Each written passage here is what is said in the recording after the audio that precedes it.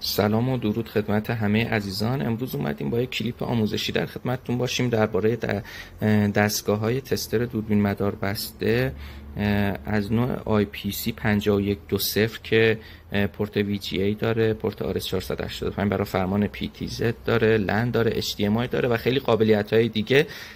اندروید کسایی که قابلیت‌های جدید براشون نیامده میتونن برنامه‌هاشو به روز رسانی بکنن و قابلیت‌های جدیدش رو استفاده بکنن. ما اینجا یه دستگاه DVR داهوا داریم که 2 تا دوربین مدار بسته بهش متصله و دستگاه DVR رو به مودممون داخل مغازه متصل کردیم. قبلا حالا برای اینکه بتونیم IP دستگاه‌ها DVR و غیره رو به دست بیاریم باید از طریق پورت شبکه پورت لند به دستگاه متصل می‌کردیم. اگه تصاویر رو می‌خواستیم دست بریم باید از طریق کابل HDMI یا VGA به دستگاه متصل می‌کردیم و تصاویرمون رو داشته باشیم. یه قابلیت جدید که داره میتونیم از طریق وای فای اقدام کنیم، وای فای رو روشن می‌کنیم و به مودم مغازه متصل میشیم.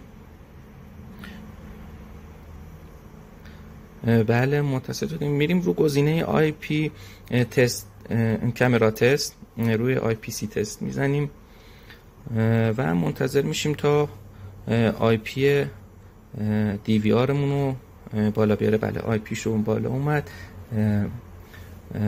چون رو خود دستگاه برنامه‌های داهوا، هایک ویژن و یونیویو هست، خیلی سریع میتونه این دستگاه رو پیدا بکنه. ما قبلا رمزش رو بهش دادیم، از این طریق میتونیم یوزرنیم پسورد رو بهش بدیم و اینکه یه قابلیت خیلی خاص و جالبیه که میتونیم تصاویر رو به صورت وایرلس و بدون متصل کردن هیچ سیمی داشته باشیم.